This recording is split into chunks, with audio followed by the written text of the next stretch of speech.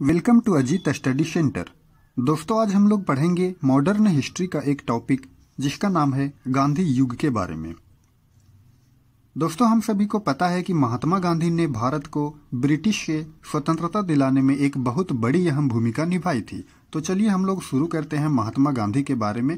और all competitive exams में महात्मा गांधी से संबंधित बहुत सारे क्वेश्चन पूछ लिए जाते हैं। तो चलिए स्टार्ट करते हैं। महात्मा गांधी का जन्म 2 अक्टूबर 1869 ईस्वी में गुजरात के पोरबंदर नामक स्थान पर हुआ था। महात्मा गांधी के पिता का नाम था करमचंद गांधी। महात्मा गांधी के माता का नाम था पुतलीबाई गांधी और उनकी पत्नी का नाम कस्तूरबा गांधी था। विवाह के समय दोनों की जो आयु थी 13 वर्ष थी। पढ़ाई से संबंधित 1889 से 1891 ईस्वी तक महात्मा गांधी इंग्लैंड गए थे बैरिस्ट्री की पढ़ाई करने के लिए। एक व्यापारी का नाम है जिसका नाम था दादा अब्दुल्ला। तो दादा अब्दुल्ला के आमंत्रण पर वे 1893 ईस्वी में वे दक्षिण अफ्रीका चले जाते हैं। जाने के क्रम में डरबर से प्रिटोरिया यात्रा के क्रम में क्या होता है कि मेरिट्सबर्ग नामक स्थान पर उन्हें प्रथम श्रेणी के डिब्बे में यात्रा करने से उनको रोका जाता है और उन्हें ट्रेन से धक्के मार करके उतार दिया जाता है। और यह घटना रेल कांड के नाम से जाना जाता है। यह क्वेश्चन बहुत बार पूछ लिया गया है कि वह जगह कौन सा था। तो वह जगह था मेरिट्सबर्ग। मेरिट्सबर्ग कहाँ से कहाँ जाने के क्रम में, तो डरबर से प्रिटोरिया यात्रा के क्रम में कौन सा जगह, तो मेरिट्सबर्ग नामक स्थान पर उन्हें ट्रेन से धक्के मार करके उतार दिया जाता है। और यह घटना जो है वो रेल कांड के नाम से जाना जाता है। महात्मा गांधी ने 1894 ईस्वी में नटाल इंडियन कांग्रेस की स्थापना की थी। कितने ईस्वी में नटाल इंडियन कांग्रेस की स्थापना की थी महात्मा गांधी ने? तो 1894 ईस्वी में। उन्होंने 1903 ईस्वी में द इंडियन ओपिनियन अखबार की शुरुआत की थी। द इंडियन ओपिनियन एक अखबार था जो महात्मा गांधी ने 1903 ईस्वी में शुरू की थी। उन्होंने 1904 ईस्वी में फिनिक्स आश्रम की स्थापना की थी। तो महात्मा गांधी ने फिनिक्स आश्रम की स्थापना कब की थी? 1904 ईस्वी में। 1906 ईस्वी में पहली बार सत्याग्रह का प्रयोग उन्होंने दक्षिण अफ्रीका में किया था। तो महात्मा गांधी ने कब किया था दक्षिण अफ्रीका में पहली बार सत्याग्रह का प्रयोग? तो उन्होंने 1906 ईस्वी में दक्षिण अफ्रीका में पहली बार सत्याग्रह का प्रयोग किया था। 1909 ईस्वी में हिंद स्वराज पुस्तक लिखी थी। महात्मा गांधी ने हिंद स्वराज पुस्तक लिखी थी कब? तो 1909 ईस्वी में लिखी थी। और यह जो पुस्तक है वो लेखक लियो टॉल्स्टॉय की जो पुस्तक है ऑन टू द लोस्ट, उस पुस्तक से प्रेरित है हिंद स्वराज। 9 जनवरी 1915 ईस्वी में महात्मा गांधी भारत वापस लौट गए थे। महात्मा गांधी के जो राजनीतिक गुरु हैं वो हैं गोपाल कृष्ण गोखले। भारतीयों ने उन्हें ब्रिटिश सेना में भारतीयों को भर्ती करने वाला सार्जेंट की संज्ञा दी है। 1916 ईस्वी में साबरमती आश्रम की स्थापना की। बिहार के चंपारण के स्थानीय नेता जो थे जिनका नाम था राजकुमार शुक्ला, उनके आमंत्रण से गांधी जी जो थे वो 1917 ईस्वी में वे बिहार के चंपारण जिला में आए थे और तीन कठिया प्रणाली के विरोध में चंपारण में सत्याग्रह किया था। आपको पता होगा दोस्तों कि ये तीन कठिया प्रणाली क्या था। तो 3 कट्ठा में नील की खेती को उपजाना, जो ब्रिटिश के द्वारा जबरदस्ती नील की खेती करवाया जाता था 3 कट्ठा में, तो यही था 3 कठिया प्रणाली। तो 3 कठिया प्रणाली के विरोध में चंपारण में उन्होंने सत्याग्रह किया था। जब महात्मा गांधी ने 3 कठिया प्रणाली के विरोध में जब सत्याग्रह की तो उन्हें काफी सफलता भी मिली और इस सफल प्रयास के बाद 25% कर को माफ कर दिया गया। इस आंदोलन के बाद गांधी जी एक सफल नेता के रूप में उभर करके वे सामने आए। कई बार यह क्वेश्चन पूछ लिया जाता है दोस्तों कि महात्मा गांधी अपनी पहली बार सफल आंदोलन यानी कि सत्याग्रह वे कहाँ किए थे? तो वे बिहार के चंपारण जिला में 1917 ईस्वी में किए थे। चंपारण सत्याग्रह के बाद रविंद्रनाथ टैगोर ने गांधी जी को महात्मा की उपाधि दी थी। तो महात्मा की उपाधि किसने दी थी गांधी जी को? तो रविंद्रनाथ टैगोर ने दी थी। 1918 ईस्वी में यह अहमदाबाद में मिल मजदूरों के साथ मिलकर के आंदोलन किया था और यहाँ पर महात्मा गांधी ने पहली बार भूख हड़ताल भी किया था। 1918 ईस्वी में महात्मा गांधी ने खेड़ा आंदोलन में भाग लिया था। तो खेड़ा आंदोलन कहाँ हुआ था? तो खेड़ा आंदोलन गुजरात में हुआ था और उन्होंने वल्लभ भाई पटेल, सरदार वल्लभ भाई पटेल के साथ मिल करके उन्होंने खेड़ा आंदोलन में भाग लिया था। और यह खेड़ा आंदोलन किस लिए था? तो यह आंदोलन जो था वो फसल नष्ट हो जाने के बाद भी जबरदस्ती लगान की मांग के विरोध में खेड़ा आंदोलन किया गया था। अब हम लोग देखते हैं खिलाफत आंदोलन के बारे में। तो खिलाफत आंदोलन 1919 से 1922 ईस्वी तक चला था। खिलाफत आंदोलन का नेतृत्व पहले अली बंधुओं ने किया था। बाद में इस आंदोलन का नेता महात्मा गांधी को चुना गया था।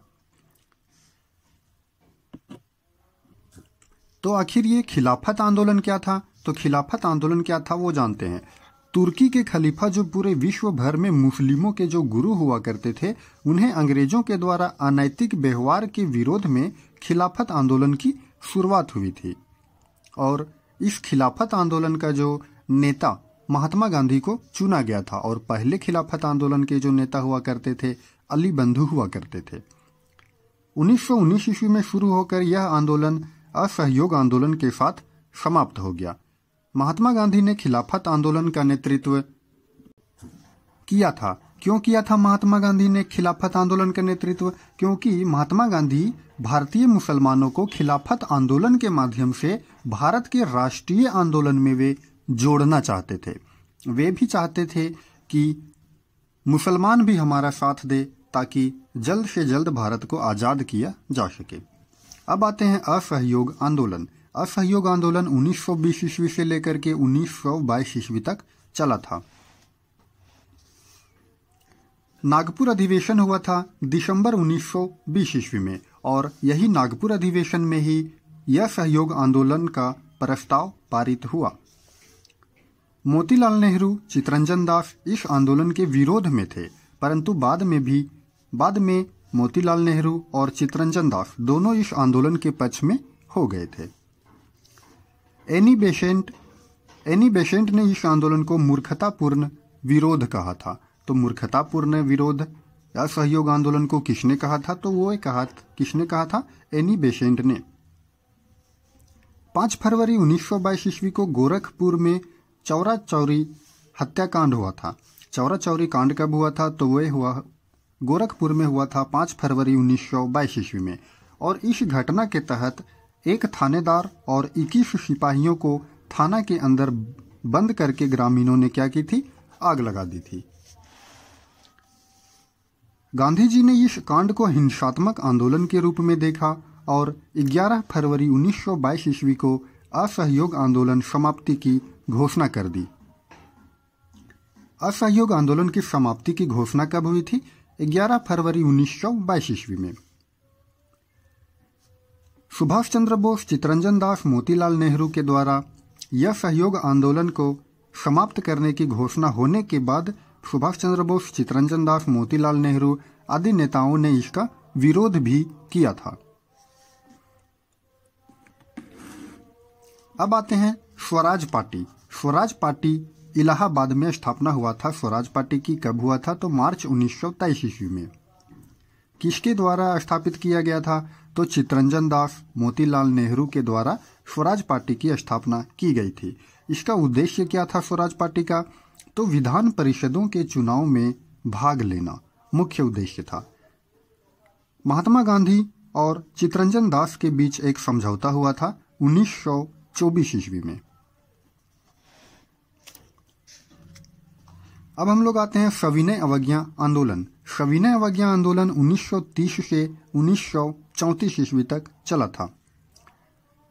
इस आंदोलन में क्या था? तो 1930 ईस्वी में 11 सूत्री मांग लॉर्ड इरविन के पास रखा गया था।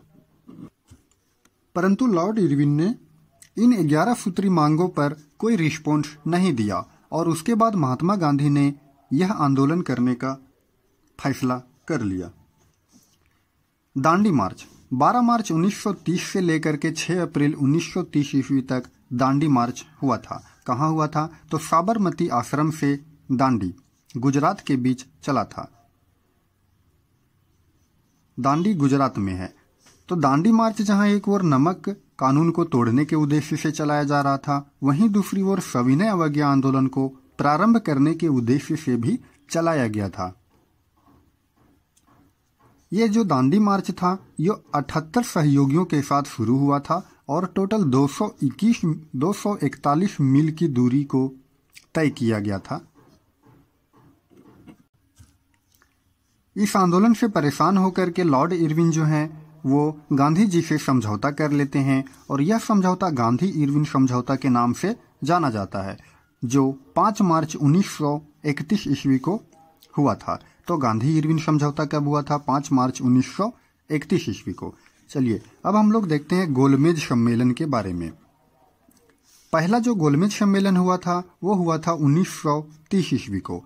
दूसरा गोलमेज सम्मेलन 1931 ईस्वी को हुआ था और यही दूसरा गोलमेज सम्मेलन जो 1931 में हुआ था, उसी में गांधी जी ने कांग्रेस की ओर से भाग लिया था।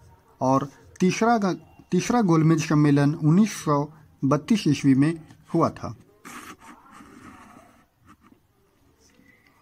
तीनों गोलमेज सम्मेलन के दौरान जो ब्रिटेन के प्रधानमंत्री थे वो थे रैमजे मैकडोनाल्ड।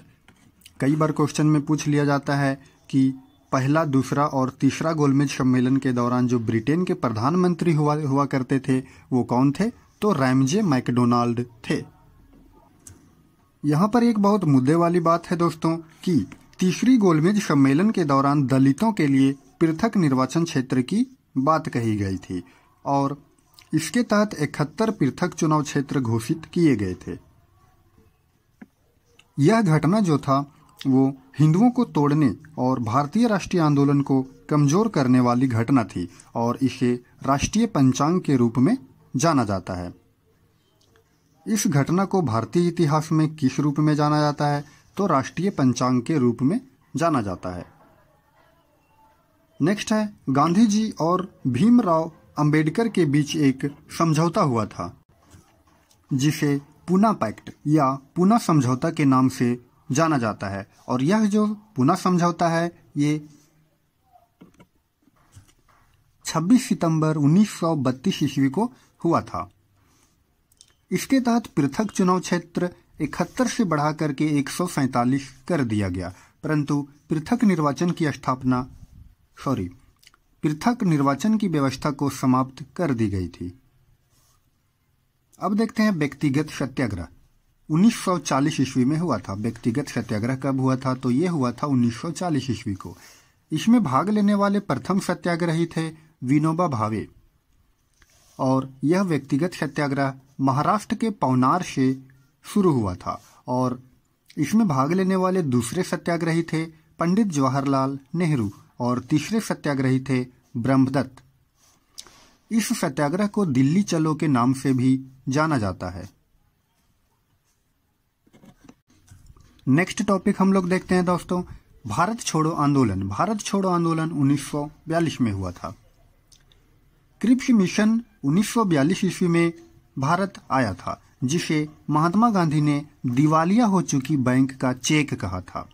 यह क्वेश्चन कई बार कॉम्पिटिटिव एग्जाम में पूछ लिया जाता है कि दिवालिया हो चुकी बैंक का चेक किसने कहा था? तो महात्मा गांधी ने कहा था। किसे कहा था? तो क्रिप्स मिशन को कहा था। और यह जो भारत छोड़ो आंदोलन था यह अगस्त क्रांति 8 अगस्त को हुआ था और अगस्त क्रांति के नाम से भी जाना गया। इसके तहत ऑपरेशन 0 आवर चला करके सभी क्रांतिकारी नेता को गिरफ्तार कर लिया गया था और ऑब्वियस सी बात है कि उस क्रांतिकारी नेताओं में से एक महात्मा गांधी भी थे और महात्मा गांधी को गिरफ्तार करके आगा खां पैलेस में रखा गया था। यह क्वेश्चन एग्जाम की दृष्टिकोण से बहुत इंपॉर्टेंट है। कई बार क्वेश्चन एग्जाम में पूछ लिया गया है कि महात्मा गांधी को गिरफ्तार करके कहाँ रखा गया था, तो आगा खां पैलेस में रखा गया था। तो ठीक है दोस्तों, धन्यवाद। अब हम लोग मिलेंगे अगले टॉपिक में। इस वीडियो को जितना हो सके उतना शेयर कीजिए। धन्यवाद।